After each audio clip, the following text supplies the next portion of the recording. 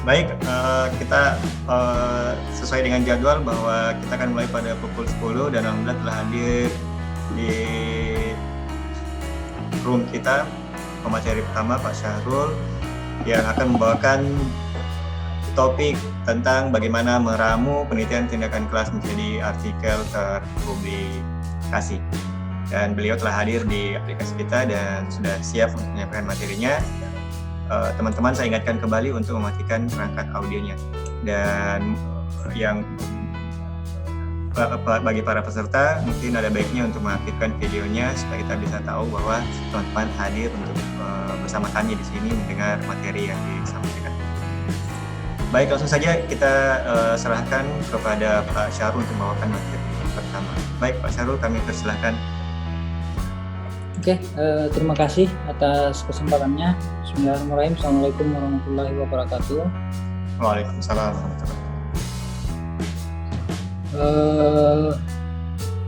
terlihat ya? Ya. Oke, jadi terima kasih atas kesempatan yang diberikan dan selamat bergabung buat Bapak Ibu yang sempat mengikuti kegiatan ini. Jadi sesuai agenda yang telah diberikan panitia kepada kami, saya coba menjelaskan meskipun tidak terlalu panjang lebar terkait bagaimana meramu sebuah laporan atau hasil penelitian, baik itu dalam bentuk skripsi ataupun lainnya, sehingga menjadi artikel ilmiah. Nanti di ujung sesi saya coba memberikan semacam gambaran seperti apa hasil penelitian saya dengan mahasiswa yang awalnya dari laporan penelitian tindakan kelas itu menjadi artikel ilmiah yang terbit. Nanti akan saya coba berikan gambaran seperti apa yang saya maksudkan ketika menjelaskan. Jadi penjelasan yang akan saya sampaikan mungkin tidak akan terlalu panjang, nanti akan lebih kepada action dari Bapak Ibu yang sempat hadir hari ini. Jadi judul yang sempat saya pikir yang terbesit di pikiran saya adalah terkait transformasi laporan dalam artikel ilmiah. Jadi terkait transformasi ini artinya perubahan. Jadi biasanya kalau Bapak Ibu sudah membuat laporan agak bingung bagaimana meramunya ke dalam bentuk artikel. Padahal sebenarnya kalau kita lihat dari laporan yang Bapak Ibu bikin, Bapak Ibu buat itu sudah sesuai dengan yang diharapkan oleh sebuah standar artikel. Namun perlu ada strategi khusus dalam menyusun kerangka-kerangka tersebut. Oke, sebelumnya saya memperkenalkan diri. Ini biodata saya, riwayat pengalaman saya di sini juga. Jadi alhamdulillah untuk sebelum berkecimpung di sini saya lebih banyak menjadi reviewer dan editor di beberapa jurnal. Sementara ini masih sementara pendidikan S3 di Universitas Negeri Gorontalo. Kemudian ini profil Google Scholar saya.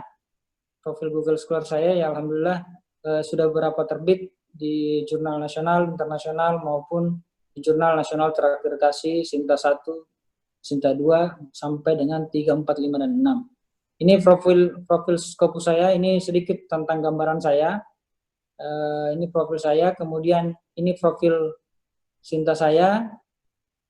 Oke, jadi yang ingin saya sampaikan adalah riwayat-riwayat Bapak Ibu pernah meneliti itu sangat penting, karena bagaimanapun apa yang kita teliti itu memberikan wawasan atau gambaran kepada orang bahwa apa yang telah kita lakukan itu bisa dimanfaatkan oleh orang banyak di lingkungan kita. Seperti itu.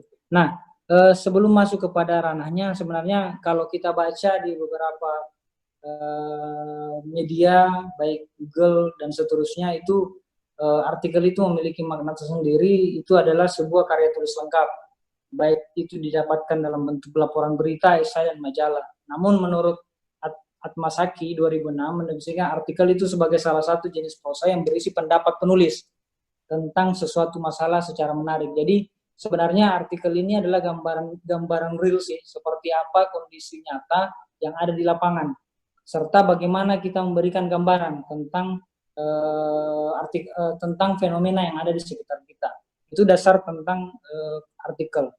Nah, kalau kita menelisik jauh dari struktur yang ada, sebenarnya laporan penelitian itu Oke, sebenarnya laporan penelitian itu pada dasarnya sudah mengerucut kepada bagaimana menyusun sebuah paper. Oke, sudah mengerucut pada bagaimana menuliskan sebuah paper. Namun ada kalanya di dalam struktur laporan itu tidak sama dengan sistematika ketika menyusun sebuah artikel ilmiah atau paper ilmiah.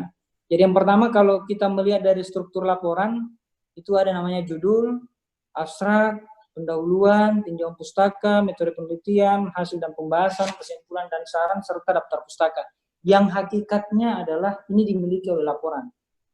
Jadi kalau Bapak Ibu kemudian melihat beberapa artikel yang terbit di jurnal-jurnal, maka secara otomatis akan Bapak Ibu lihat tampilan-tampilan ini. Namun yang membedakan ada mungkin yang di dalam artikel tersebut ada tinjauan pustaka, ada juga yang tidak menuliskan. Jadi ada beberapa hal yang mungkin yang perlu dikaji di dalam menyusunnya. Jadi kalau segi struktur hampir sama, cuma dari segi menyusunnya itu yang perlu dipikirkan. Karena kalau kita perlu tahu, kalau biasanya menulis laporan, pendahuluannya itu mungkin 3-4 lembar. Tinjauan pustakanya beberapa lembar, mungkin sampai 10 lembar, 5 lembar, dan seterusnya. Metode penelitiannya mungkin sampai 5-10 lembar. Hasil pembahasannya seperti itu. Nah, ketika diramu ke dalam bentuk artikel ilmiah, itu hanya bisa jadi maksimum 15 halaman. Ada juga yang persyaratkan 5 halaman dan seterusnya. Itu tergantung dari kemampuan kita membahas dari hasil laporan penelitian kita. Jadi seperti itu. Nah, kemudian hal-hal apa saja yang perlu kita ketahui. Jadi ini sebelum saya menjelaskan hal-hal yang perlu ketahui, jadi sebenarnya di dalam artikel ilmiah itu ada banyak hal. Kadang kalau kita yang pendidikan biasanya menjabarkan hasil-hasil penelitian. Jadi ada artikel hasil penelitian, ada artikel non penelitian yang maksudnya itu lebih kepada kajian teori saja.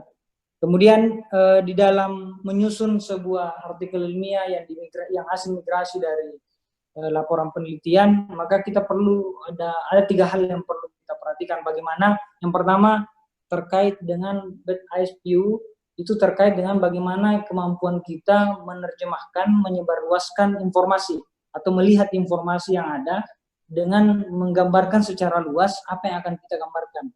Yang kedua tentang ini yang sering terjadi. Penulis biasanya kalau sudah nulis ya sudah submit. Nah, padahal penulis seyogyanya peduli dengan tulisannya. Biasanya kalau kita nulis habis ditulis satu paper langsung ditinggalkan, tidak melakukan kajian ulang terhadap proses-proses tersebut. Yang ketiga, memahami. Biasanya yang terjadi adalah ketika seorang penulis menulis papernya itu biasanya kan diambil dari berbagai sumber, biasanya langsung dikutip saja. Jadi seyogyanya seorang penulis itu membaca apa yang kemudian telah diperoleh, kemudian memahami. Hasil dari pemahaman itulah yang kemudian disyaratkan ke dalam sebuah artikel ilmiah. Jadi kalau Bapak Ibu punya laporan penelitian, dan tidak semua nantinya akan dimasukkan dalam artikel ilmiah. Jadi hanya sebagian besar yang akan dimasukkan ke dalam artikel tersebut.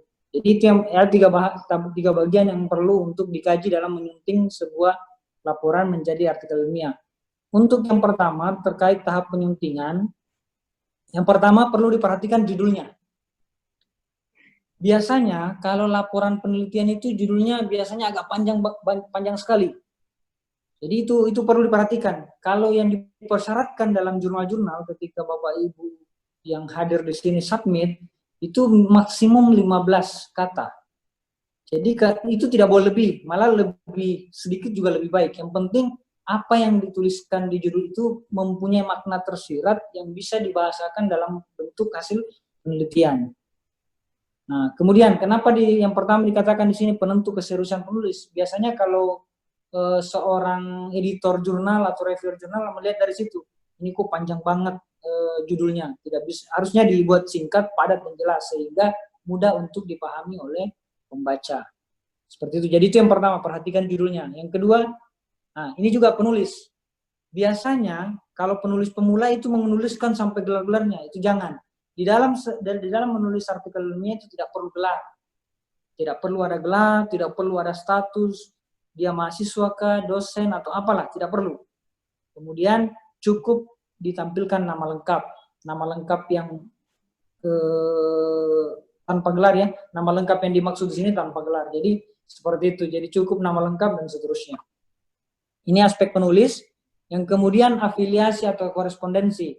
Nah, di dalam afiliasi juga disarankan untuk menggunakan bahasa Indonesia. Kalau kita submit di jurnal internasional menggunakan bahasa Inggris. Namun biasanya tidak semua afiliasi atau sebuah institusi itu menyarankan untuk berbahasa Inggris, tergantung kondisi pada saat instansi masing-masing. Apakah menyarankan berbahasa Indonesia atau berbahasa Inggris? Karena biasanya ada dikatakan konsistensi. Kalau satu menggunakan bahasa Indonesia untuk institusinya atau afiliasinya, maka semua disarankan menggunakan bahasa Indonesia, seperti itu.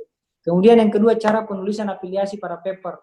Jadi Bapak Ibu ketika menuliskan sebuah paper dari hasil laporan, maka perlu dilihat bagaimana cara menulisnya. Itu tergantung dari masing-masing jurnal.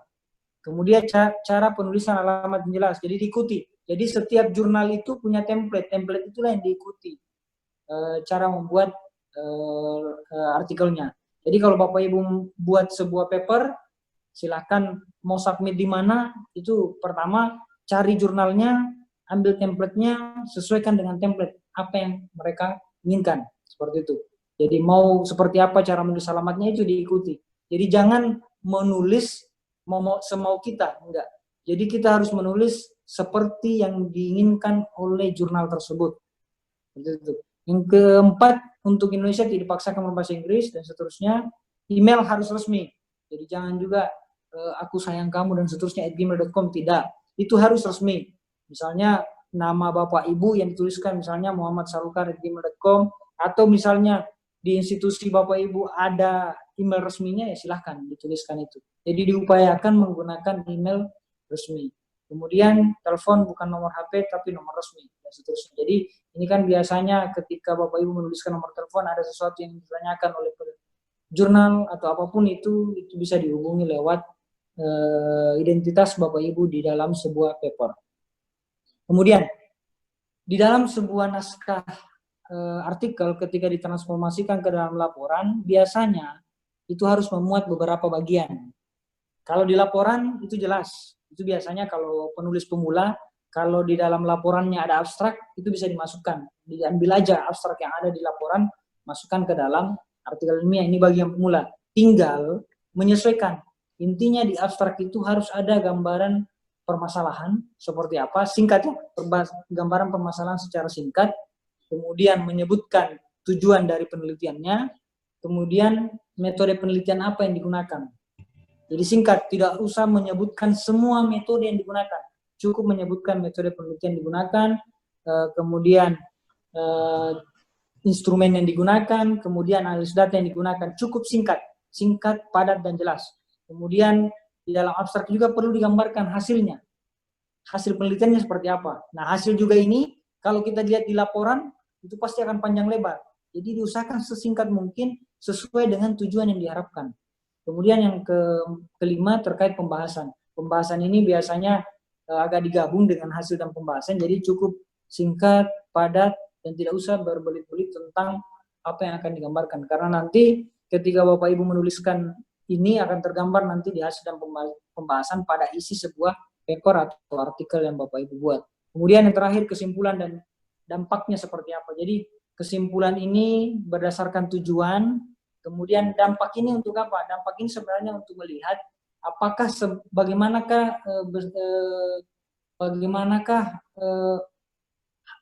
hasil penelitian ini memberikan pengaruh terhadap prestasi siswa atau prestasi dari hasil penelitian Bapak Ibu. Jadi dampak ini perlu ketika memberikan gambaran pada abstrak. Seperti itu. Kemudian pada abstrak juga ada namanya kata kunci, diusahakan padat dan jelas. Kemudian di dalam abstrak itu perlu ringkas dan padat tentang ide-ide yang paling penting. Jadi tidak usah memuat semua. Jadi yang perlu ada dalam abstrak itu masalah, tujuan, prosedur penelitian, ringkasan hasil penelitian. Itu. Jadi sangat korelasi dengan apa yang disebutkan tadi. Jadi di atas tadi memetakan, yang di sini lebih menjabarkan ini loh, yang abstrak harusnya ada ini aja. Jadi tidak perlu menjemarkan secara luas. Dan ingat, di abstrak itu biasanya ada ketentuan di setiap jurnal, biasanya dituliskan maksimum 250 kata, tidak boleh lebih. Tapi kalau di laporan penelitian biasanya lebih dari 250 kata. Kalau di laporan biasanya. Sehingga ketika Bapak Ibu memigrasi laporan abstrak laporan Bapak Ibu menjadi sebuah paper atau artikel ilmiah, silahkan dikonversi ke dalam atau dikurangi kata itu menjadi 250 kata. Itu maksimum yang harus ada dalam abstrak. Kemudian ini kata kunci juga di sekitaran 3-5 kata kunci. Kemudian diusahakan diurut berdasarkan abjad agar terlihat rapi. Kemudian yang kedua, ini peduli terhadap naskah. Jadi sebagai penulis juga harus peduli terhadap naskahnya. Jangan apa yang kita tuliskan kalau sudah ditulis selesai, itu harus dibaca ulang. Nah, apa yang perlu kita perhatikan? Yang pertama, detail-detail hal yang pertama terkait posisi padanan gambar dan tabel dalam tulisan. Jadi biasanya Bapak Ibu di laporan itu kan biasanya memunculkan satu gambar, satu tulisan terhadap satu makna data. Nah, sehingga ketika Bapak Ibu menuliskan di dalam sebuah artikel, sangat disarankan untuk memilih salah satunya. Maksudnya memilih salah satunya adalah mana yang pas untuk memberikan informasi kepada penulis atau pembaca, mana yang lebih pas, apakah gambarnya atau tabelnya. Karena kalau dua-duanya diberikan, nah sehingga namun maknanya sama, itu namanya pemborosan. Sehingga saya sangat menyarankan itu memilih salah satu gambar atau tabel.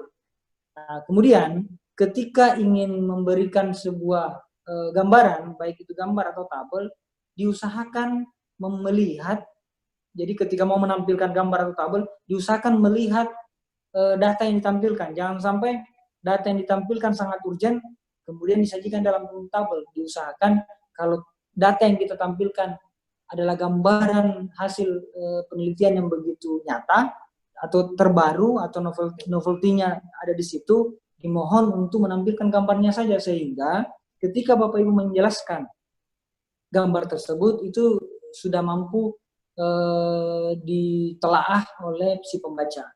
Jadi itu yang paling penting. Jadi kalau misalnya di laporan Bapak Ibu ada gambar, ada tabel dengan menampilkan data yang hampir mirip, maka disarankan menampilkan gambar sesuai dengan kepentingan dari penulis itu sendiri. Kemudian rinci apa yang dibahas. Jadi ini biasanya ini yang terjadi ya Bapak Ibu, yang terjadi biasanya apa yang tertulis di tabel itu juga yang disalin dalam pembahasan. Itu juga yang disalin dalam pembahasan. Seyogyanya sebagai seorang penulis, apa yang tergambar di tabel, apa yang tergambar di gambar, itu harusnya penulis menelaah lebih jauh fenomena apa yang dihasilkan dari gambar dan tabel tersebut. Tidak hanya menyalin bahwa ini naik, ini meningkat dengan persentase sekian, tidak. Tapi lihatlah gambaran fenomena dari satu kalau itu dari satu garis ke garis yang lainnya, atau dari satu balok ke balok yang lainnya, sehingga Bapak Ibu ketika menggambarkan dari hasil keseluruhan yang saya sebutkan tadi, itu mampu membahas secara detail apa yang diharapkan. Kemudian di dalam introduction atau pendahuluan itu harus dimuat tujuan. Nah, yang perlu digarisbawahi di sini adalah ketika Bapak Ibu menggambarkan sebuah latar belakang, diupayakan untuk menggambarkan fenomena secara umum yang terdapat, fenomena secara umum yang ada di kondisi Bapak Ibu. Jadi maksud saya adalah ketika Bapak Ibu menggambarkan sebuah latar belakang, khususnya di awal-awal, itu diupayakan menggambarkan kondisi-kondisi yang ideal seperti apa. Kemudian mengaitkan kondisi-kondisi ideal tersebut dengan fenomena yang ada di lapangan. Biasanya kondisi ideal itu tidak sama dengan fenomena yang ada di lapangan, sehingga dari setiap fenomena yang ada yang Bapak Ibu lakukan, misalnya dalam bentuk observasi, biasanya kan kalau di dalam laporan penelitian itu sangat terjabarkan apa yang ada di pendahuluan, mulai dari fakta, kemudian hasil observasi, kemudian ada tujuannya. Nah, di dalam artikel ilmiah atau paper itu sangat diharapkan ketika Bapak Ibu menggambarkan kondisi ideal, kemudian menggambarkan observasi di lapangan, itu harus ada juga yang namanya penguatan terhadap apa yang kita tuliskan atau pernyataan yang kita tuliskan. Penguatan yang dimaksudkan di sini adalah di dalam sumber-sumber jurnal. Jadi ketika Bapak Ibu mengatakan bahwa penelitian saya ini berbeda dengan penelitian orang lain, tunjukkan bahwa betul penelitian Bapak Ibu berbeda, tunjukkan terhadap artikel yang sudah terbit sebelumnya sesuai dengan tema yang Bapak Ibu angkat. Yang kedua, ketika Bapak Ibu menuliskan latar belakang lagi, itu perlu digambarkan seperti apa gap analisisnya, analisis gapnya, atau gap analisis dari satu bagian ke bagian yang lain. Apakah ada kesenjangan dari yang Bapak Ibu teliti dengan orang yang sudah teliti? Kalau ada kesenjangan, maka disitulah terletak novelty dari riset yang Bapak Ibu lakukan. Jadi menulis sebuah laporan itu sangat berbeda di bagian pendahuluannya dengan menulis sebuah paper atau artikel. Jadi kekuatannya di situ. Jadi Bapak Ibu ketika menulis laporan agak lemah, itu usahakan dibahasakan dengan agak kuat ketika membahasakan dalam bentuk paper. Kemudian yang selanjutnya conclusion atau kesimpulan, ini mungkin pada dasarnya mengikuti pada tujuan. Kemudian hasil ini. Hasil itu wajib menjelaskan tabel dan gambar seperti yang saya sudah bahasakan tadi. Kemudian diskusi atau pembahasan wajib ada referensi pembanding. Jadi ini yang saya masukkan tadi. Biasanya kalau penulis itu kalau selesai menjelaskan tabel, menjelaskan gambar, langsung saja menjelaskan yang lain lagi. Jadi saya ingatkan kepada Bapak Ibu ketika membuat sebuah paper atau artikel ilmiah, ketika sudah menjelaskan sebuah gambar, itu harus ada sumber-sumber yang mendukung. Sumber-sumber yang mendukung ini yang dimaksud adalah kita bisa mengambil dari beberapa artikel yang sudah terbit. Gunanya apa? Untuk memastikan bahwa data yang kita ambil itu sudah sesuai dengan apa yang diharapkan. Atau data yang kita ambil punya perbedaan antara si penulis yang lain. Jadi itu. Jadi salah satunya untuk menguatkan data kita bahwa betul enggak penelitian yang kita lakukan sudah sesuai dengan yang seharusnya. Jadi seperti itu. Kalaupun misalnya ada perbedaan itu tidak masalah. Jadi silakan dijabarkan seperti apa hasil yang diperoleh, kemudian cari rujukan sumber-sumber yang relevan dengan hasil tersebut, kemudian dibahasakan. Itu hanya bagian dari bagaimana memastikan apa yang kita tuliskan itu sudah sesuai dengan kaidah yang diharapkan. Oke, untuk lebih detailnya kalau terkait pendahuluan bisa dilihat di sini, itu memuat latar belakang, rasionalisme landasan teori, kajian pustaka, wawasan rencana pemecahan masalah, rumusan tujuan.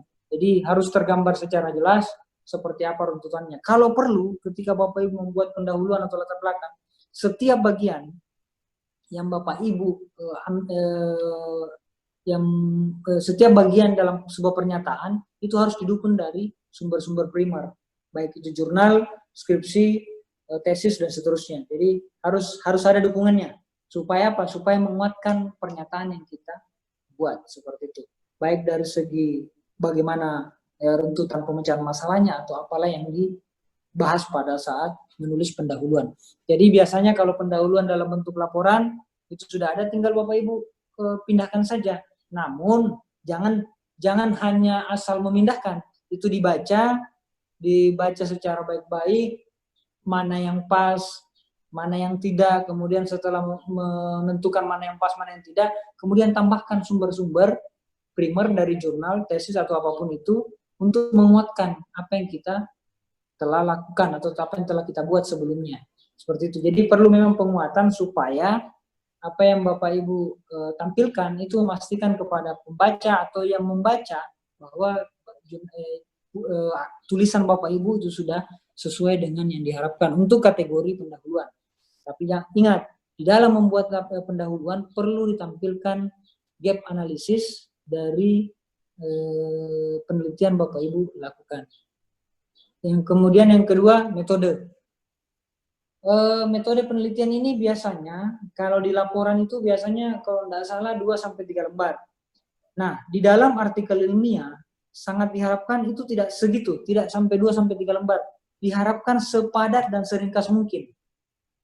Jadi kalau misalnya di laporan ada 2-3 lembar, maka di artikel ilmiah, kalau perlu setengah halaman saja, setengah kertas atau maksimum 1 kertas. Kalau maksimum 1 kertas itu biasanya agak lumayan banyak, terlalu banyak, sehingga saya sangat menyarankan kepada Bapak Ibu membuat sebuah metode diupayakan seringkas mungkin tanpa menghilangkan maksud yang ingin kita sampaikan.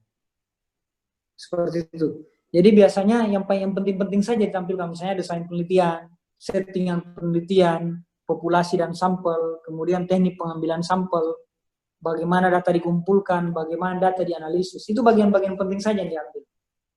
Selebihnya tidak usah dijabarkan. Kalau perlu, di dalam membuat metode, tidak perlu dijelaskan teknik data adalah ini menurut ini, tidak perlu. Cukup teknik data yang digunakan apa, sebutkan apa teknik data yang digunakan. Tidak perlu menjelaskan pengertian atau apa di dalam metode, tidak perlu. Tidak perlu menjelaskan desain penelitian adalah ini, tidak perlu. Langsung sebutkan desain penelitiannya apa, sampelnya berapa, teknik pengambilan sampelnya bagaimana. Cukup setelah itu sudah. Jadi tidak perlu bercerita panjang lebar kalau menuliskan di metode. Karena si pembaca atau yang akan melihat nanti naskah Bapak Ibu hanya ingin memastikan bahwa desainnya benar, ini yang digunakan benar, data yang dikumpulkan dianalisis dengan menggunakan ini, dan seterusnya. Seperti itu. Itulah gambaran tentang metode. Kemudian hasil. Hasil ini, perolehan hasil ini diambil dari metode tadi. Jadi kalau di hasil yang pertama bagian utama artikel ilmiah, kemudian hasil bersih tanpa proses analisis data, kemudian hasil pengujian hipotesis atau perbandingan antar siklus. Jadi kalau biasanya kalau laporan penelitian tindakan kelas, di metode penelitiannya biasanya ada tambahan indikator keberhasilan. Jadi silahkan ditambahkan indikator keberhasilan. Karena indikator keberhasilan itu ada faktor penentu dalam menentukan hasil nanti, apakah benar sesuai atau tidak. Nah, biasanya juga di dalam laporan penelitian tindakan kelas ada siklus. Jadi silahkan masukkan di desain penelitian itu siklusnya.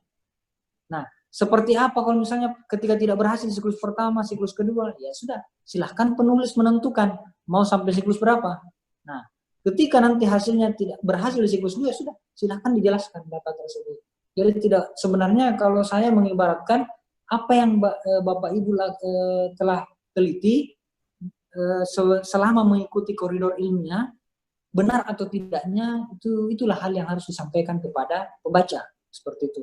Jadi di hasil nanti Bapak Ibu menampilkan hasil pengujian hipotesis, perbandingan antar siklus, kalau itu dalam bentuk siklus, kemudian dapat disajikan dengan tabel grafik untuk memperjelas penyajian hasil verbal. Ini yang saya maksudkan tadi. Jadi tolong kepada Bapak Ibu yang sempat hadir, diupayakan kalau datanya sangat urgent untuk diketahui pembaca, tampilkan dalam bentuk grafik atau gambar. Kalau datanya hanya bisa ditampilkan dalam bentuk tabel, ya disajikan dalam bentuk tabel. Tapi diupayakan ketika menjelaskan dalam bentuk tabel, gambar, grafik, itu jangan menulis ulang. Itu catatan saya. Jangan menulis ulang isi dalam tabel, tapi menggambarkan atau mengkaji apa yang ditampilkan dari tabel tersebut. Seperti itu. Itu gambaran hasil. Kemudian dari gambaran tabel dan grafik yang telah Bapak Ibu lakukan, itu dikaitkanlah dengan hasil penelitian terdahulu yang pernah dilakukan sesuai dengan tema tersebut. Seperti itu. Jadi ini hasil, kemudian pembahasan. Ini pembahasan menguatkan dari hasil. Jadi apa tujuan besar yang telah disampaikan di atas, itu kemudian dijawab di dalam pembahasan. Nah, di sini juga biasanya kalau skripsi mahasiswa, laporan mahasiswa di pembahasan itu masih menuliskan data-data atau masih menuliskan persamaan-persamaan. Nah, di dalam artikel ilmiah sangat disarankan di pembahasan itu cukup menjelaskan hasil penelitian yang telah digambarkan di atas sesuai dengan tujuan yang diharapkan. Dikaitkan dengan sumber-sumber primer tadi dari jurnal atau apapun itu. Jadi cukup membahasakan saja. Cukup menjabarkan, menafsirkan, mengintegrasikan segala hal yang berkaitan dengan hasil penelitian Bapak Ibu. Tidak perlu lagi menampilkan data-data, cukup menjelaskan. Jadi ini yang perlu diketahui. Jadi pembahasan, kalau di laporan Bapak Ibu masih ada bagian dari persamaan di dalam pembahasan, itu kemudian kalau dimigrasikan ke dalam bentuk artikel ilmiah atau paper, tidak perlu lagi ada data tersebut. Cukup Bapak Ibu menafsirkan dari data yang telah dihasilkan dari penelitian Bapak Ibu sendiri. Seperti itu untuk pembahasan. Kemudian untuk kesimpulan, ini tadi, memuat jawaban atas pernyataan penelitian dalam bentuk substansif, dalam bentuk esai, bukan dalam bentuk numerikal. Ini juga biasa terjadi, masih ada saja data yang ditampilkan. Jadi sangat disarankan meminimalisir data-data tersebut. Kalaupun itu ada, tidak sedominan ketika menggambarkan hasil. Nah, di bagian ujung akhir dari sebuah kesimpulan, gambarkan apa implikasi dari penelitian Bapak Ibu. Implikasinya di sini seperti apa dampaknya ketika ini diimplementasikan ke riset-riset yang akan datang atau penelitian-penelitian yang akan datang. Kemudian rujukan, ini biasanya kalau Bapak Ibu submit di jurnal, itu dimintanya biasanya dalam bentuk rujukan-rujukannya di jurnal-jurnal. Jadi sangat disarankan Bapak Ibu lebih banyak membaca. Jadi kalau Bapak Ibu menyusun sebuah artikel ilmiah, menyusun sebuah paper, maka disarankan banyak membaca artikel terkait dengan penelitian Bapak Ibu untuk dijadikan sebagai sumber rujukan. Seperti itu. Yang terakhir, memahami. Jadi dari keseluruhan yang telah dibuat, mulai dari abstrak sampai dengan kesimpulan, itu kembali dibaca, dipahami. Dipastikan bahwa apa yang kita tuliskan itu asli, tidak mengandung plagiasi. Yang saya masukkan tidak mengandung plagiasi, biasanya kalau kita mengutip si A, terhadap pernyataan si A itu langsung diambil. Diupayakan di parafrase bagian-bagian yang dikutip tersebut. Apakah itu menyalahi? Tidak. Jadi memparafrase pendapat orang itu tidak menyalahi selama menuliskan nama orang tersebut. Itu untuk menjaga originalitas pernyataan atau data yang kita tampilkan. Kemudian gunanya memahami juga melihat apakah benar nggak posisi tanda baca dan seterusnya. Jangan sampai yang harusnya di titik tidak di titik, yang harusnya di koma tidak di koma dan seterusnya. Itu tanda baca yang perlu dilakukan. Kemudian yang ketiga, level kemudahan untuk mengerti. Jadi Bapak Ibu disarankan ketika membuat laporan, biasanya kalau laporan yang memahami Bapak Ibu sendiri. Kalau di artikel ilmiah usahakan bisa dipahami oleh kalangan lain. Jadi diusahakan menggunakan bahasa yang baik, baku, dan sesuai standar yang diharapkan. Dan mudah dipahami, jangan menuliskan bahasa yang terlalu berbelit-belit, pada ujung-ujungnya sebenarnya bahasa ini bisa diringkas. Itu yang saya masukkan tadi, kalau di laporan itu terlalu padat, kalau di laporan itu terlalu padat, maka di dalam sebuah paper atau artikel ilmiah dibuat seringkas mungkin dan mudah dimengerti. Seperti itu. Kemudian ini pengecekan ulang, kemudian dan seterusnya. Ini yang terakhir, pastikan bahwa apa yang kita gambarkan di pendahuluan terkait novelty-nya, temuan yang kita ingin capai dan temuan yang telah kita capai, usahakan terjelaskan di situ. Biasanya novelty itu muncul di bagian akhir, biasanya muncul di bagian akhir yang menjelaskan bahwa penelitian saya berbeda dengan ini di bagian ininya.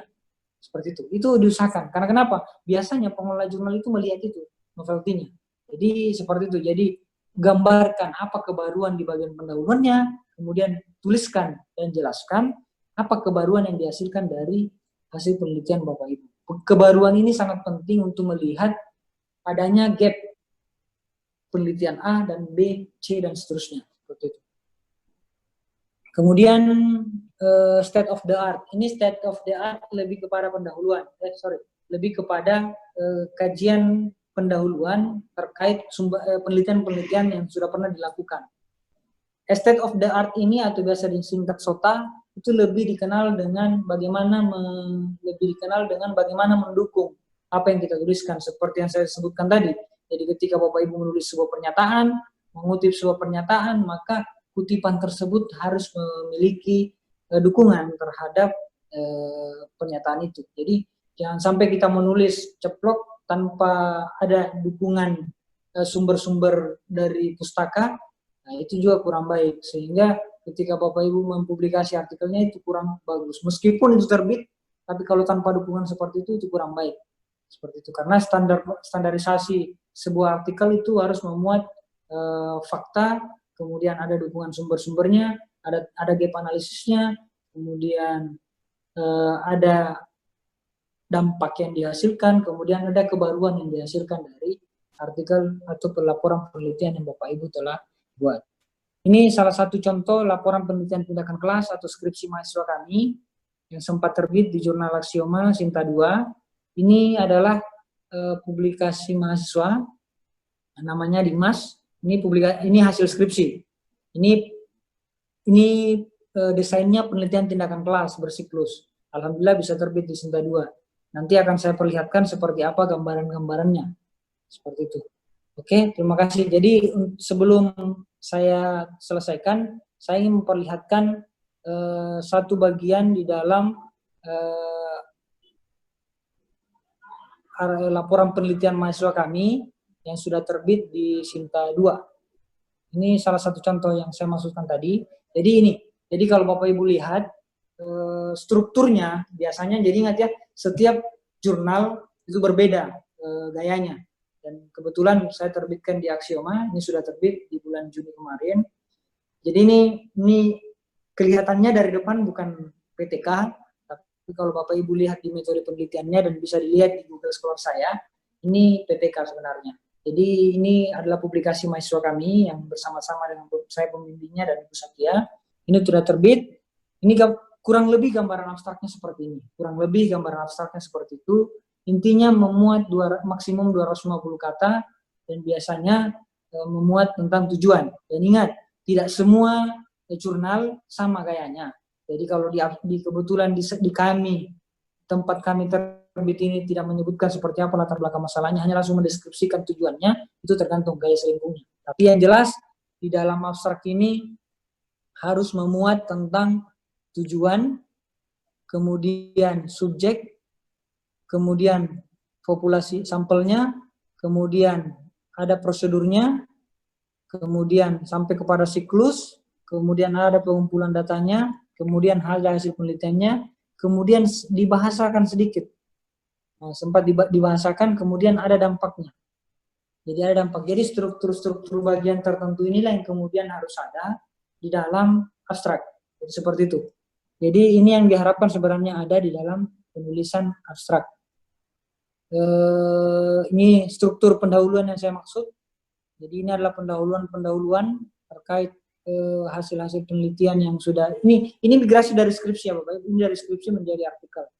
Jadi berdasarkan hasil wawancara yang hasil evaluasi di lapangan, ternyata kalau dikaji menurut ini yang saya maksud tadi, menurut peneliti ini, kemudian menurut ini yang saya maksud sumber-sumber primer untuk menguatkan apakah betul yang kita mau tawarkan ke lapangan mampu untuk memberikan dampak terhadap implementasinya nanti. Seperti itu. Nah, kemudian ada lagi, ini berdasarkan penelitian saya, itu silahkan dikaitkan satu sama lain. Jadi tujuan dari semuanya sebenarnya ini adalah untuk memastikan bahwa apa yang kita tuliskan, apa yang kita tawarkan itu memperoleh dukungan yang lain. Dan apa yang membedakan penelitian ini dengan penelitian orang lain itu biasanya tergambar di bagian akhir dari sesi yang mau disampaikan. Jadi seperti itu. Jadi seperti itulah gambaran untuk pendahuluan. Nah, kemudian untuk metode biasanya kalau sudah 2-3 halaman, kalau di metode cukup disingkat aja seperti ini. Cukup disingkat saja bahwa penelitiannya merupakan penelitian tindakan kelas dan seterusnya. Nah, kemudian digambarkanlah skemanya seperti ini. Inilah skemanya yang saya maksudkan tadi. Jadi cukup diringkas apa yang ingin disampaikan. Nah, kemudian digambarkan sedikit subjeknya, teknik pengumpulan datanya, indikator keberhasilannya. Kenapa saya katakan ada indikator keberhasilan? Biasanya kalau ketika ada indikator keberhasilannya, dan seterusnya. Oke, nah barulah masuk. Jadi hasil metode yang ditampilkan tidak terlalu banyak, tidak terlalu dominan daripada yang diharapkan. Kemudian hasil pembahasannya silahkan ditampilkan seperti ini. Nah, kalau misalnya dalam bentuk tabel silahkan ditabelkan. Tabel, kemudian ada kajian yang mendukung. Nah, itu untuk memastikan bahwa data yang kita tampilkan sudah diharapkan ada faktor, ada hal-hal yang mendukung bahwa benar, bahwa seperti ini adanya. Seperti itu. Kemudian ini lumayan banyak. Jadi ini Ini makanya diharapkan kepada penulis itu untuk rajin membaca beberapa rujukan artikel untuk menguatkan hasil yang diperoleh. Ini seperti ini. Ini cukup banyak. Kalau Bapak Ibu silahkan kalau mau dibaca sudah ada di Google Scholar saya atau misalnya silahkan cek di jurnal-jurnal yang sudah ada. Ini tampilan yang saya masukkan tadi. Kalau bisa tampilkan dalam bentuk gambar, silahkan ditampilkan dalam bentuk gambar. Seperti itu. Nah, kemudian dari hasil ini tadi ada lagi yang menguatkan. Ini itu tadi. Jadi setiap data yang kita tampilkan itu sebaiknya menguatkan untuk memperjelas hasil yang kita dapatkan. Ini sama. Ada lagi yang menguatkan. Nah, pasti ada lagi sumber-sumber primernya. Ini contoh-contoh fakta di lapangan yang kemudian kami dapatkan, dan seperti inilah sebenarnya gambaran yang harus ada. Jadi ini secara tidak langsung pembahasannya seperti ini. Kemudian di sesi terakhir kesimpulan dan saran. Nah, ini saran. Kemudian implikasinya juga ada seperti itu. Kemudian daftar pustaka. Ini yang sebenarnya gini. Jadi daftar pustaka gayanya tergantung masing-masing jurnal. Kalau di Bapak Ibu hanya lebih banyak buku, ya disarankan untuk lebih banyak artikel ilmiah. Oke, untuk lebih jelasnya mungkin Bapak Ibu bisa download atau baca di artikel kami di jurnal ini. Untuk lebih jelasnya silakan seperti itu. Oke, itu mungkin gambaran singkat dari saya tentang bagaimana meramu artikel. Jadi pada dasarnya hal-hal yang perlu saya simpulkan bahwa jadi laporan penelitian yang Bapak Ibu telah buat atau laporan penelitian tanda kelas yang Bapak Ibu buat, silahkan dimigrasi dalam bentuk artikel. Kalau misalnya belum tahu jurnal apa yang mau dituju, minimal bikin ringkasan terhadap pendahuluannya seperti apa, yang memuat seperti tadi, kemudian metodenya yang tadinya 3 halaman dibuat seringkas mungkin separuh halaman, kemudian hasil dan pembahasannya dibuat sedetail mungkin. Kalau misalnya ditampilkan ada 2 tabel dan 2 gambar, ada tabel ada gambar, silahkan disajikan yang mana yang bisa untuk menggambarkan hasil yang diharapkan. Setelah itu kesimpulan dan saran, setelah itu daftar pustaka. Jadi yang sempat mungkin tidak saya jelaskan tinjauan pustaka. Jadi biasanya kalau di artikel ini itu tidak ada tinjauan pustaka, namun tidak semua jurnal juga menyarankan adanya tinjauan pustaka. Jadi tergantung yang dituju, tapi biasanya lebih banyak tidak menggunakan tinjauan pustaka karena tinjauan pustaka itu biasanya lebih banyak digunakan di pendahuluan seperti itu. Itu mungkin dari saya. Silahkan moderator. Terima kasih. Assalamualaikum warahmatullahi wabarakatuh. Baik, Waalaikumsalam warahmatullahi wabarakatuh. Terima kasih kami ucapkan kepada Pak Syahrul selaku pemateri pertama yang telah menyampaikan materi terkait bagaimana meramu artikel laporan penelitian tindakan kelas menjadi artikel yang terpublikasi. Tadi sudah sangat cukup jelas apa yang beliau sampaikan. Namun tetap saja akan kami buka sesi tanya jawab setelah materi kedua berlangsung. Jadi Pak Syahrul, kami mohon untuk setelah materi kedua Bapak tetap hadir dalam room ini untuk berdiskusi secara langsung dengan peserta yang telah hadir di kegiatan kami pada pagi hari ini. Baik, sebelum kita lanjut, saya sapa dulu bagi para peserta yang baru saja mungkin bergabung dengan kami, bahwa saya ingatkan kembali di webinar seri 2 ini akan ada 2 pemateri yang akan membahas tentang penelitian tindakan kelas, bagaimana meramu penelitian tindakan kelas menjadi artikel yang terpublikasi. Baru saja kita selesai mendengarkan pemateri pertama kita menyampaikan materinya, dan dalam beberapa saat lagi kita akan mendengarkan pemateri kedua untuk menyampaikan materinya. Namun ada hal-hal yang perlu saya ingatkan. Yang pertama berkaitan dengan absensi. Insya Allah setelah pemateri kedua selesai menyampaikan materinya, kami akan membuka grup. Kami akan membuka kolom chat untuk sesi absensi dan juga pertanyaan. Jadi yang kedua, teman-teman jika ingin bertanya, nanti pada saat sesi bertanya akan kami buka pertanyaan dalam baik secara langsung melalui perangkat teman-teman melalui video atau audio. Yang kedua juga bisa ditanyakan melalui kolom chat. Berikutnya yang ingin kami ingatkan bahwa selama pemateri menyampaikan materinya, kami mohon untuk tidak mengganggu dengan mengaktifkan perangkat audio.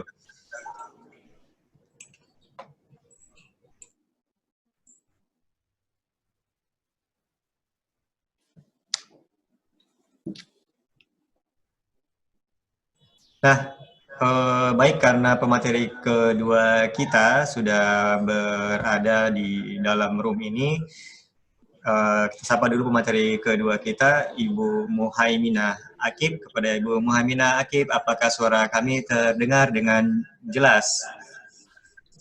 Iya jelas Pak, cuma video saya masih dikunci. Oh gitu ya.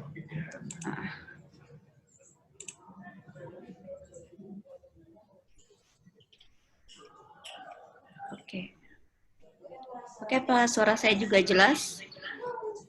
Alhamdulillah sudah kedengaran. Alhamdulillah telah hadir di tengah-tengah kegiatan kita ini Ibu Muhaiminah Akib selaku pemateri kedua yang akan menyampaikan materi berkaitan dengan Open Journal System. Bagaimana cara mensubmit atau mengirimkan artikel yang kita punya ke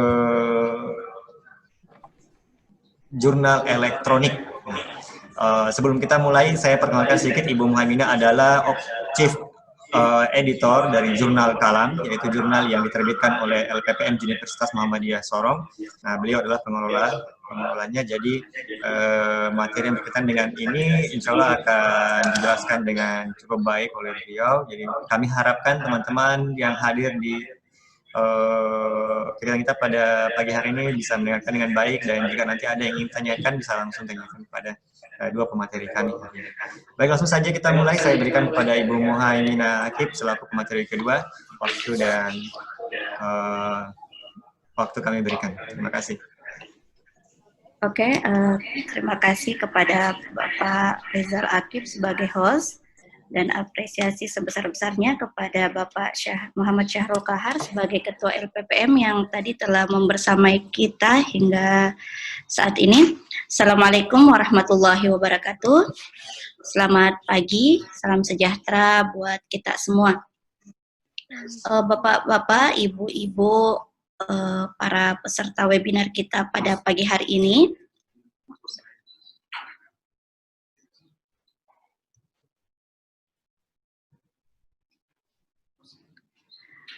Nah, melanjutkan dari pembahasan Pak Muhammad Syahrul Kahar tentang bagaimana tadi meramu laporan PTK menjadi artikel. Jadi sebenarnya tema hari kedua ini merupakan rangkaian dari pembahasan kita di hari pertama kemarin, mulai bagaimana menyusun PTK, kemudian dilanjutkan pada hari ini meramu laporan PTK itu, lalu di sesi kedua bagaimana mempublish artikel tersebut ke Open Journal System atau jurnal yang terakreditasi atau jurnal yang diakui.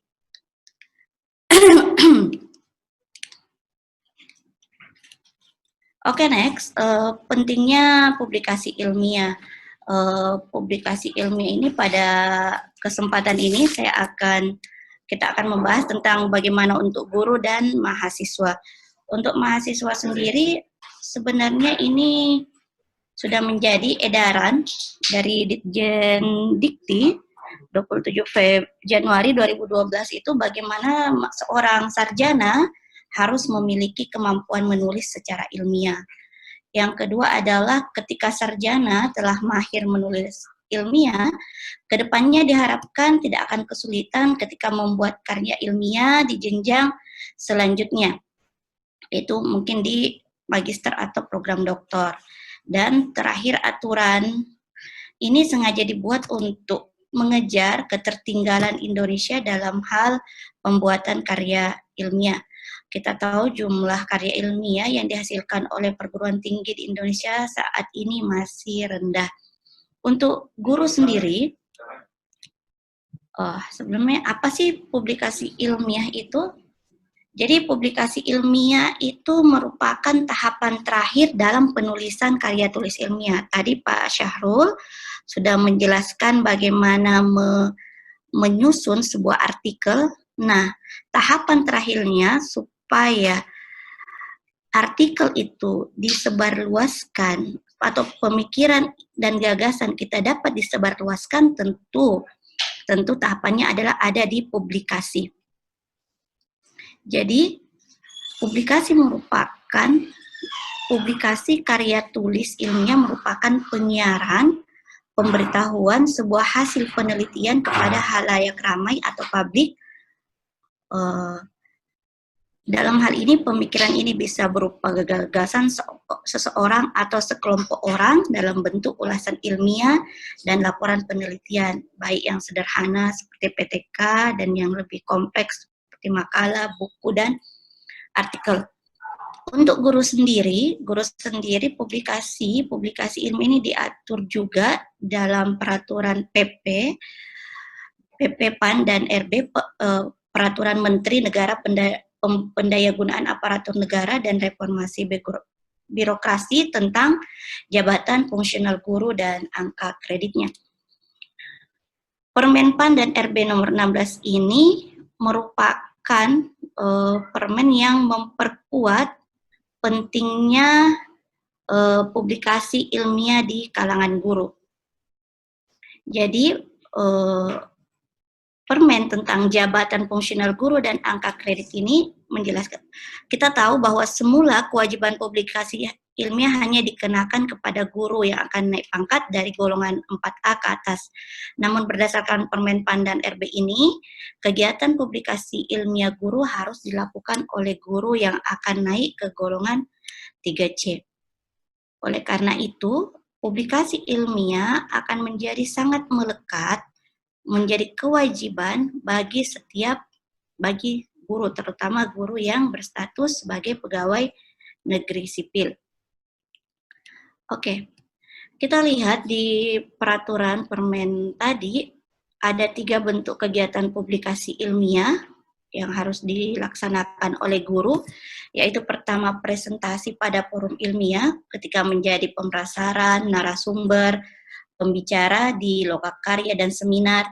Yang kedua adalah melaksanakan publikasi ilmiah hasil penelitian atau gagasan ilmu pada bidang pendidikan formal. Jadi bagaimana seorang guru mampu melakukan penelitian, lalu hasil penelitian tersebut diramu menjadi artikel, dan artikel itu kemudian dipublikasikan. Dan yang terakhir adalah melaksanakan publikasi buku teks pelajaran, buku pengayaan, dan pedoman guru. Ini mungkin nanti juga bisa dijelaskan oleh Pak Syahrul, karena sepengetahuan kami, Universitas Muhammadiyah Sorong sudah memiliki badan publikasi atau publisher ya. Nanti mungkin bisa jadi ini juga bisa menjadi wadah bagi guru yang ingin mempublikasikan buku teks pelajaran, buku pengayaan yang disusunnya. Jadi bisa bekerja sama juga dengan Universitas Muhammadiyah Sorong. Untuk lebih jelasnya nanti bisa langsung juga kita tanyakan atau kita dengarkan penjelasan dari Bapak Muhammad Syahrul Ahad. Nah, setelah tadi kita mendengarkan penjelasan bagaimana artikel disusun, kita anggap bahwa artikel kita sudah jadi, artikel Bapak Ibu Guru, artikel adik-adik mahasiswa telah jadi. Nah, bagaimana mensubmit artikel tersebut ke jurnal?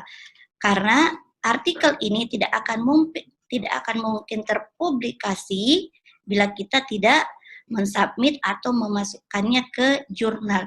Jurnal itulah nanti yang akan mempublikasi artikel kita. Oke. Yang penting harus diperhatikan sebelum kita mempublish, ini juga tadi sudah dibahas oleh Pak Syahrul, adalah siapkan artikel sesuai tadi urutan aturannya, urutan sub-sub yang harus ada, lalu pilih jurnal yang sesuai dengan tema. Pilih jurnal, jangan sampai kita membahas tentang mungkin pelajaran biologi atau bahasa Inggris, kemudian kita salah memilih jurnal. Bila kita tadi lihat contoh yang diberikan oleh Pak Syahrul, bagaimana PTK itu disubmit di jurnal Aksioma. Jurnal Aksioma itu jurnal studi pendidikan matematika, jadi memang pas dengan tema yang kita akan sampaikan.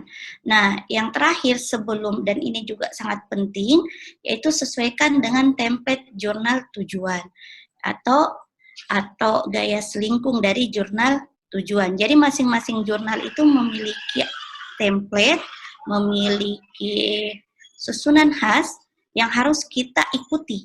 Dan itu biasanya sudah disiapkan oleh jurnal di laman masing-masing. Itu kita bisa download untuk melihat template jurnal tujuan. Nah, kali ini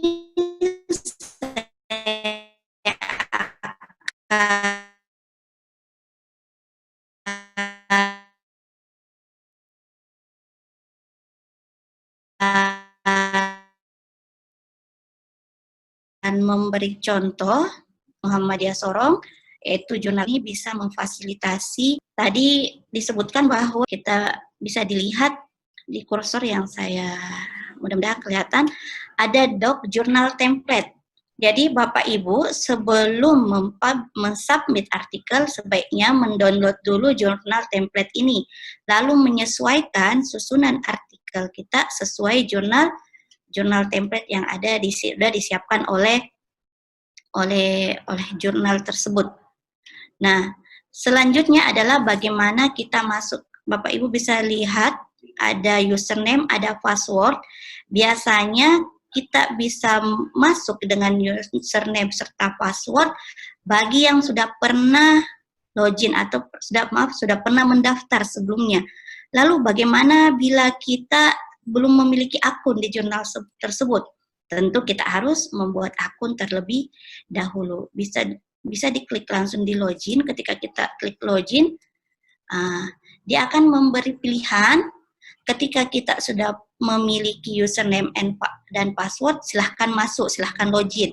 Tapi bila kita baru belum memiliki akun, bisa mendaftar. Jadi di sini kita lihat not a user register with this site. Jadi ada tempat untuk ketika kita ingin mendaftar, ketika kita belum memiliki akun di jurnal tersebut.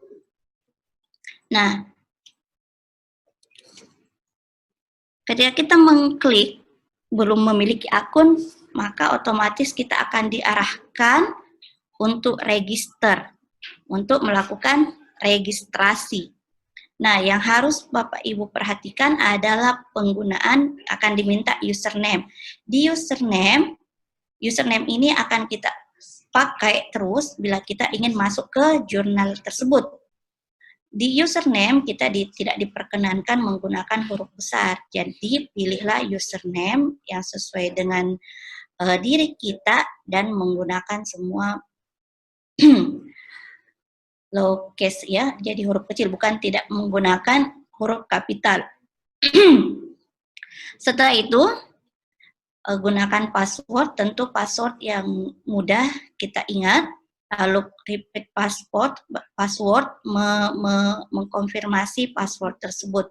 Lalu ada validation, salutation ini bisa nggak diisi. Lalu first name, last name ini yang harus betul-betul sesuai dengan data diri kita, data nama lengkapnya. Jadi seperti di sini Muhaimina, kalau ada Bapak Ibu punya middle name silahkan diisi, tapi yang wajib diisi adalah first name dan last name. Nah, selanjutnya setelah mengisi nama, kita kemudian mengisi email. Ini email yang tadi sudah dijelaskan juga di Pak Syahrul bagaimana kita mengisi email di mana di artikel ini juga yang kita cantumkan ketika proses registrasi. Ada phone, ada mailing address bisa diisi. Lalu pilih negara, lalu dia akan meminta kita registrasi sebagai apa, apakah reader, karena kita akan mensubmit, maka kita harus mencentang pilihan author, karena kita akan memberikan tulisan. Nah, setelah data ini lengkap, maka silahkan klik register untuk proses pendaftaran. Nah, ketika selesai mengisi proses registrasi ini, maka kita akan memiliki username dan password. Nah, jika kita sudah masuk dengan username dan password yang tadi sudah kita daftarkan, maka kita akan bisa langsung masuk ke user home. User home. Jadi di sini kita sudah memiliki account. Nah, sebagai author. Proses selanjutnya adalah setelah proses registrasi, silahkan login dengan username dan password. Selanjutnya adalah new, kita masukkan, karena kita ingin mensubmit, berarti kita masukkan new submission.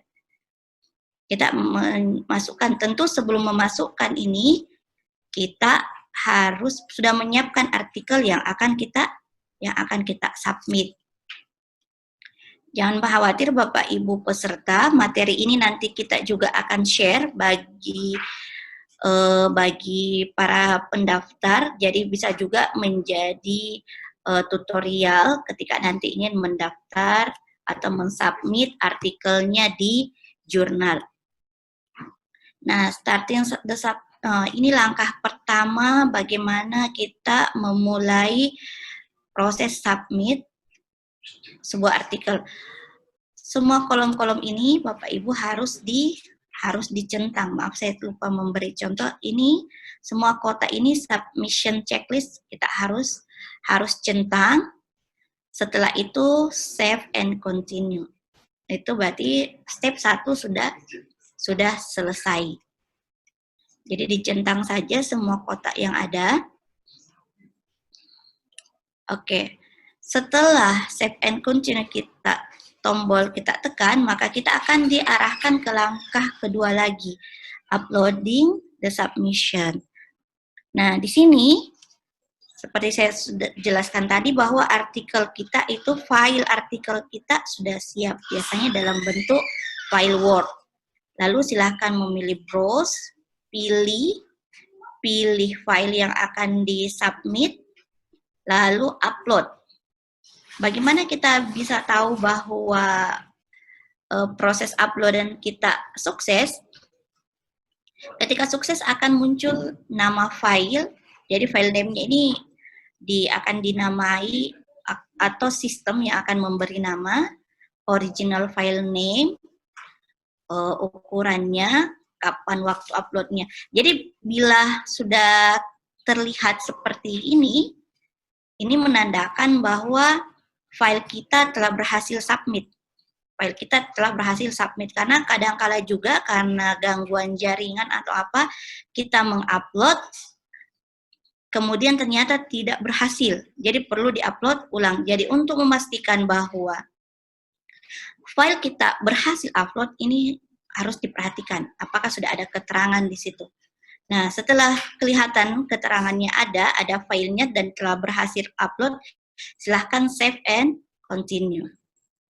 Nah, kita akan diarahkan lagi ke langkah ketiga.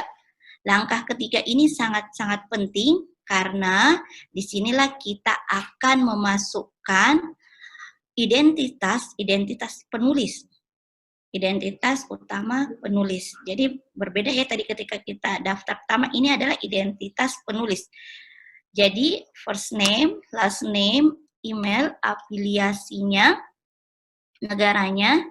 Lalu bila penulis ternyata tidak cuma satu orang, mungkin di artikel itu seperti tadi contoh yang diberikan Pak Sahrul ada 3 orang penulis, maka kita harus memasukkan add author. Ini jangan sampai kita lupa, karena di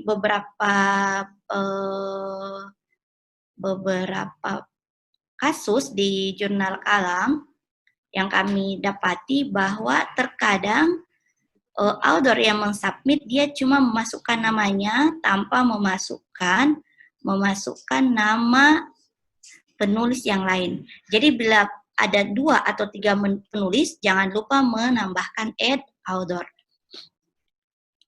Nah, tadi karena artikel kita sudah siap, yang wajib dimasukkan di metadata adalah judul. Judul dari artikel kita. Saran saya, ketika kita memasukkan judul, kita sering memasukkan judul semua pakai huruf kapital, huruf besar. Sebaiknya ketika memasukkan judul jangan menggunakan menggunakan huruf kapital, karena ini nanti juga berpengaruh pada citasi Mendeley dan sebagainya. Lalu masukkan abstrak, setelah judul abstrak, lalu keyword atau bisa juga keyword kata kunci dari artikel tersebut.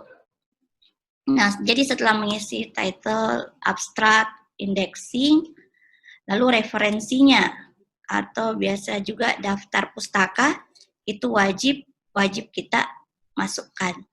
Setelah semua kita masukkan, kita akan diminta untuk save and continue. Jadi pengisian metadata betul-betul harus diperhatikan, jangan sampai salah nama, salah email atau kurang penulis, itu harus pastikan sudah benar lalu kita memilih save and continue. Nah, di langkah keempat, uploading supplementary files, jangan sampai ada yang kita butuh lampiran, perlu kita lampirkan seperti research instrumennya, dataset atau mungkin gambar table yang tidak bisa terintegrasi dengan artikel kita. Tapi ini tidak wajib, ini bisa dilewati. Bisa dilewati kalau memang dirasa tidak perlu ada supplementary files, itu dilewati saja, ini dia tidak wajib. Jadi save and continue saja. Nah, ini adalah confirming the submission. Ini langkah terakhir dari proses submit artikel. Jadi dia akan memperlihatkan, mengkonfirmasi kita bahwa original file name yang kita upload adalah ini. Jangan sampai salah. Biasanya kalau terlalu banyak file mungkin di laptop kita atau apa, kita salah upload. Di sini dia ingin mengkonfirmasi sudah benar tidak file ini yang akan kita submit. Jika kita merasa sudah benar, silahkan finish submission. Nah, proses submit telah selesai. Selanjutnya adalah kita tunggu saja bagaimana proses submit itu akan diolah langsung oleh editor dan reviewer dari jurnal tersebut. Bapak Ibu juga bisa mengecek artikelnya, jangan lupa tetap dicek, karena biasanya setiap jurnal itu memiliki kontak person, bisa dicek, dan apabila sudah waktunya publish, Bapak Ibu bisa lihat artikel apakah artikel kita sudah publish di jurnal tersebut. Biasanya akan ada pemberitahuan, akan ada juga pemberitahuan dari editor. Jadi sangat penting untuk memeriksa email kita, jangan sampai ada pemberitahuan dari editor, apakah itu pemberitahuan untuk perbaikan atau malah mungkin ditolak. Jadi tetap memperhatikan email yang kita masukkan sebagai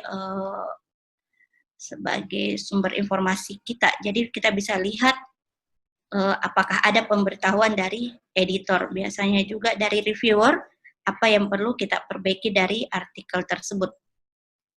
Saya rasa cukup untuk materi kali ini, bagaimana mensubmit ke OJS. Nanti mungkin akan kita diskusikan lebih lanjut di sesi selanjutnya. Saya kembalikan ke host. Terima kasih. Baik, terima kasih kepada Ibu Muhammad Akib yang baru saja menyampaikan materi terkait bagaimana cara men-submit atau mengirimkan artikel yang kita punya ke publikasi jurnal elektronik. Baik, selanjutnya kita akan lanjut dengan sesi tanya jawab. Nah, saya sampaikan lagi kepada teman-teman, rekan-rekan semua yang ada di kegiatan kita pada pagi hari ini. Yang ingin bertanya bisa langsung mengaktifkan audionya atau bertanya langsung di kolom chat yang ada di aplikasi ini.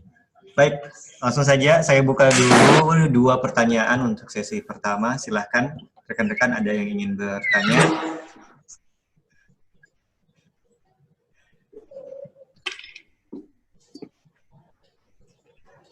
Saya ingatkan kembali, ada teman-teman juga tadi sempat bertanya kepada kami secara melalui kolom chat, apakah video recording dari pelaksanaan kegiatan ini bisa diminta. Jadi teman-teman yang ingin melihat kembali atau menonton kembali kegiatan kita seminar ini bisa dilihat di halaman Facebook resmi kami di Language Center Universitas Muhammadiyah Sorong. Di Facebook silakan dicari saja Language Center UM Sorong. Nah, jadi di situ kami saat ini juga sedang live di Facebook, jadi teman-teman nanti besok bisa melihat kembali tayangan ulang dari 2 pemateri kita di pagi hari ini. Baik, sudah ada satu masuk pertanyaan dari Bapak Tulus Manalo. Jadi ini ada pertanyaan, nanti silahkan Pak. Assalamualaikum Pak Syahrul, apa masih bersama kami di sini? Suara kami terdengar dengan jelas. Iya. Oke, baik. Ini ada pertanyaan, saya bacakan. Terima kasih atas materi yang Bapak uraikan. Saya pernah membaca jurnal bahasa Inggris di bagian abstrak tertulis The Recommendation for Future Research. Apa yang dimaksud oleh researchers tersebut? Lalu, siapa sasaran researchers tersebut? Jadi Bapak Ibu pemateri, ini ada teman kita di sini, Pak Tulus Manalo, bertanya, dia pernah membaca abstrak yang di dalamnya tertulis The Recommendation for Futures, jadi rekomendasi untuk penelitian selanjutnya. Nah, jadi pertanyaannya apa yang dimaksud oleh peneliti tersebut dan siapa sasaran yang dituju dari peneliti tersebut? Baik, mungkin saya kembalikan pada pemateri, silahkan mungkin mau dijawab dulu yang pertama. Oke, terima kasih. Jadi terima kasih atas kesempatannya. Jadi untuk Pak Tulus, jadi memang sebenarnya kalau ada yang seperti itu kasusnya bahwa ada yang tertulis di abstrak tertulis the recommendation for future research, itu sebenarnya sebagai bagian dari tindak lanjut penelitian. Itu pesan tersirat yang disampaikan penulis itu kepada siapapun yang membaca yang ingin melakukan penelitian lanjutan terkait hal tersebut. Jadi sebenarnya hanya pada bagian bentuk pesan kepada penulis. Siapapun penulis yang membaca itu, yang mau meneliti lanjut tentang itu, silahkan. Jadi sebenarnya esensinya itu aja. Jadi the recommendation of future research itu lebih kepada pesan kepada siapapun yang membaca, untuk yang mau meneliti ini silahkan dalam bentuk tindak lanjut dari hasil penelitian tersebut. Itu mungkin. Jadi itu pesan. Kalau ditanya siapa sasarannya, semua yang membaca silahkan. Yang base ilmunya sesuai dengan riset-riset yang ditampilkan di maksud tadi. Oke, baik. Terima kasih Pak Syahrul. Jadi saya rasa cukup jelas jawaban yang disampaikan oleh Pak Syahrul bahwa siapa saja boleh mengambil pesan dari penelitian tersebut terkait penelitian lanjutan tadi. Berikutnya ada pertanyaan kedua, sepertinya ini ditujukan kepada Ibu Muhaiminah Akib selaku editor Chief Jurnal Kalam. Ini ada yang bertanya, namanya Ibu Ruth Diana Homer ya. Ya, ada pertanyaannya adalah apakah jurnal Kalam bisa mengakomodir artikel guru yang ingin mempublikasikan artikelnya? Terima kasih. Jadi terkait penerbitan publikasi artikel di jurnal Kalam. Pada Ibu Muhaiminah kami persilakan untuk menjawab. Iya. Oke, terima kasih buat Ibu Ruth Diana Homer. Pertanyaannya sangat tepat sekali. Benar bahwa kami dari Jurnal Kalam, karena memang Jurnal Kalam temanya adalah Jurnal Ilmu Kependidikan, jadi sangat-sangat mengakomodir semua guru yang ingin mempublikasikan artikelnya. Jadi ketika guru butuh publikasi untuk kenaikan pangkat dan sebagainya, bisa mensubmit artikelnya di Jurnal Kalam. Jadi nanti dari editor dan reviewer akan melihat kesesuaian dengan template atau ketepatan dari jurnal artikel tersebut apa sudah sesuai atau bisa kami publikasikan.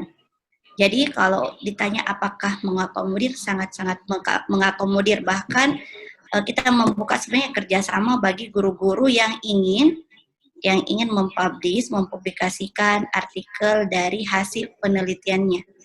Saya rasa begitu, Pak Rizal. Oke, baik, terima kasih Bu Muhaiminah atas jawabannya. Jadi ini sebenarnya pertanyaan yang saya rasa bagi para guru,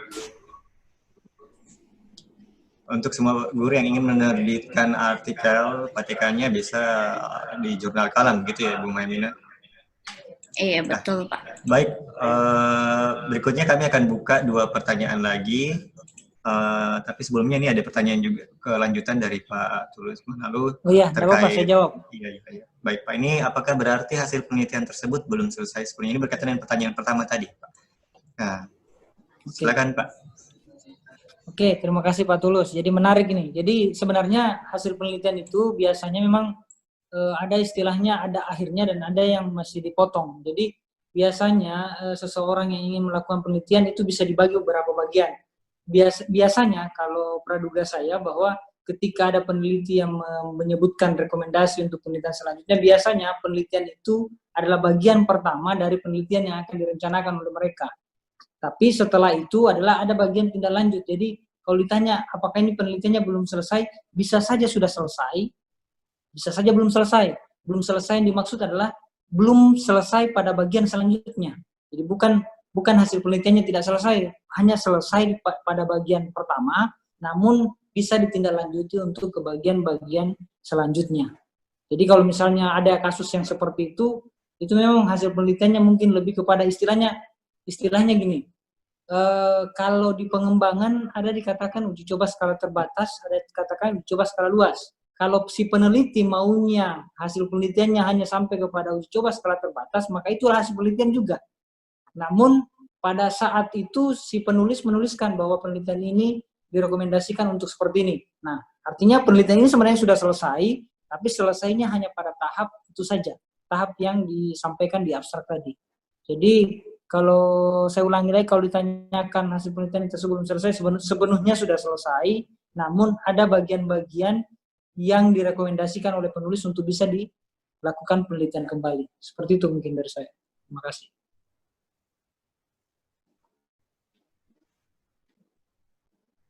Berikutnya kami masih kasih kesempatan lagi untuk beberapa.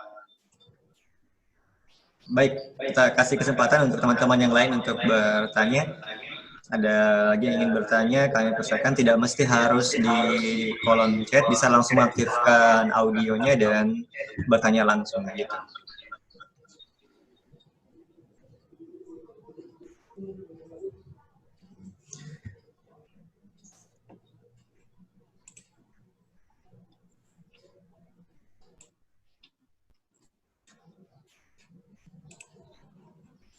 Baik, teman-teman, kami ingatkan kembali pada sesi terakhir ini. Setelah sesi pertanyaan berakhir, kami sebelum keluar dari room ini, kami mohon untuk teman-teman meninggalkan komentar di kolom chat nama dan institusi dari mana teman-teman berasal. Itu untuk keperluan absensi kami. Nah, pada sesi kedua Semar 2020 ini kami agendakan berakhir pada pukul 11.30, jadi kami masih punya kesempatan sekitar 20-an menit untuk memberikan kesempatan lagi pada teman-teman jika ada yang ingin bertanya. Atau mungkin kepada Bapak Ibu pemateri jika ada yang ingin ditambahkan bisa dipersilahkan.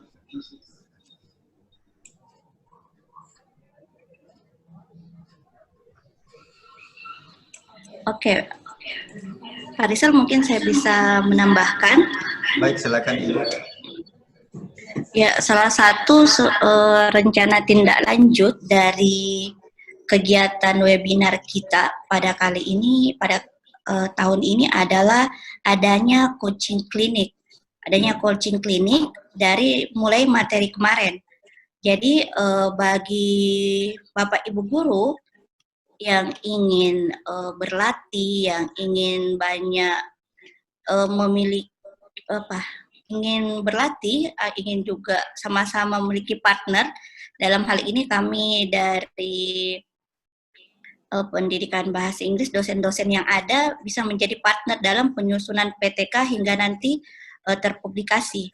Jadi sebenarnya ini yang saya bilang tadi, rencana tindak lanjut dari webinar kita ini adalah adanya coaching klinik dari penyusunan penelitian tindakan kelas, dilanjutkan menyusun laporan itu ke artikel, lalu hasil akhirnya adalah artikel yang terpublikasi.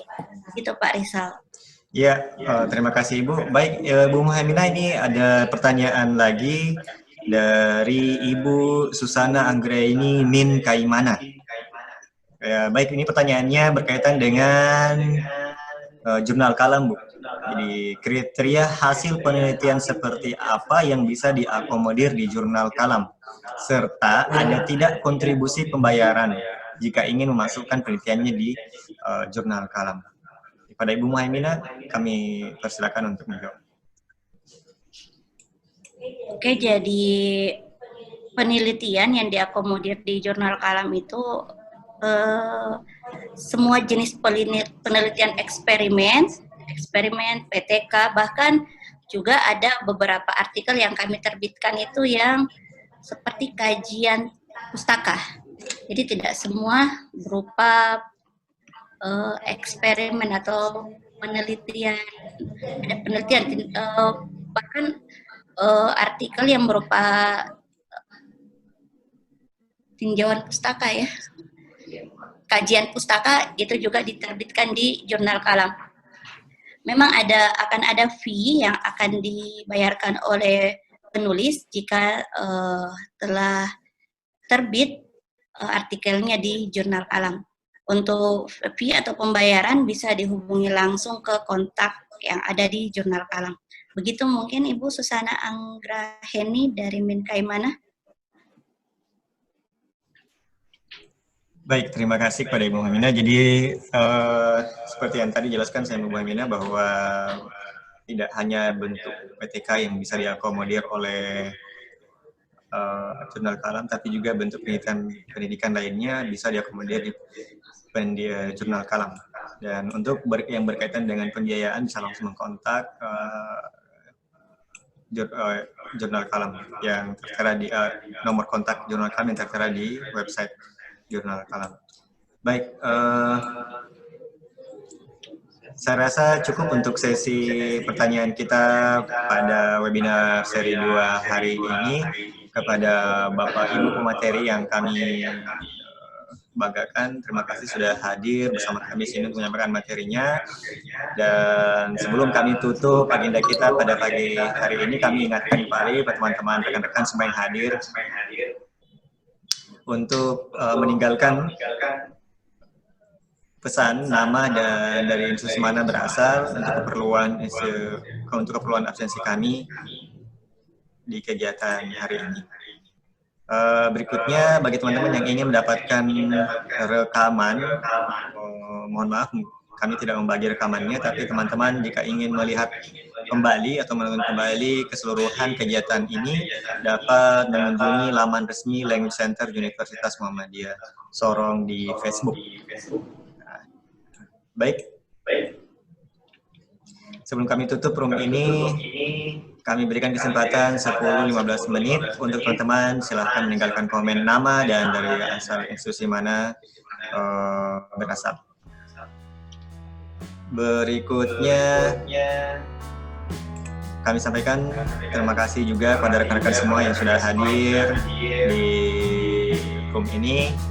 Kami mohon maaf jika ada yang kurang dalam kenyamanan selama mengikuti kegiatan ini. Kedepannya kami akan memperbarui terus sistem kami dan juga proses kegiatan kami berjalan supaya lebih baik. Selain itu kami ingatkan juga besok masih ada webinar seri ketiga dengan 2 pemateri lainnya, yaitu dengan topik bagaimana membuat soal interaktif sebagai latihan pada siswa kita di sekolah. Jadi kami sangat sarankan teman-teman yang mungkin punya teman guru yang sudah bergabung, sudah mendaftar, bisa mengikuti kegiatan kita di besok hari pada pukul 10 pagi di waktu yang sama seperti tadi kita mulai juga. Baik, saya sebagai host ucapkan lagi terima kasih pada Pak Syahrul, Ketua LPPM Sorong, dan Ibu Muhaimina selaku Chief Editor Jurnal Kalam. Terima kasih sudah hadir. Kami ucapkan terima kasih banyak sudah bisa bergabung bersama kami hari ini. Kedepannya kita akan berkolaborasi lagi untuk kegiatan-kegiatan yang terima kasih Pak. Assalamualaikum warahmatullahi wabarakatuh. Waalaikumsalam warahmatullahi wabarakatuh. Assalamualaikum warahmatullahi wabarakatuh. Waalaikumsalam warahmatullahi